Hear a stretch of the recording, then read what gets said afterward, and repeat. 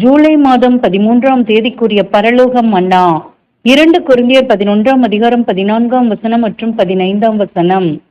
சாத்தானும் ஒளியின் தூதனுடைய வேஷத்தை தரித்துக் கொள்வானே, ஆகையால் அவனுடைய ஊழியக்காரரும் நீதியின் ஊழியக்காரருடைய வேஷத்தை தரித்துக் கொண்டால் அது ஆச்சரியம் அல்லவே.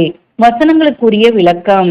சாத்தான் எவ்விதம் ஒரு நல்ல காரியத்தை செய்ய உற்சாகமுள்ளவனாக இருப்பான் என்ற கேள்விக்கு நாம் விடை கூற வேண்டுமானால், இவன் ஒளியின் தூதனுடைய வேஷத்தை தரித்துக் கொண்டு வேதாகம சத்தியங்கள் அறியும்படியும் அல்ல, கிறிஸ்துவின் சிலுவை அண்டையிலும் அல்ல, ஆனால் இவைகளுக்கு மாறாக வேறொரு ரட்சிப்பின் திட்டத்தை கள்ள போதகர்களிடம் பெற்றுக்கொள்ள வழி நடத்துவான்.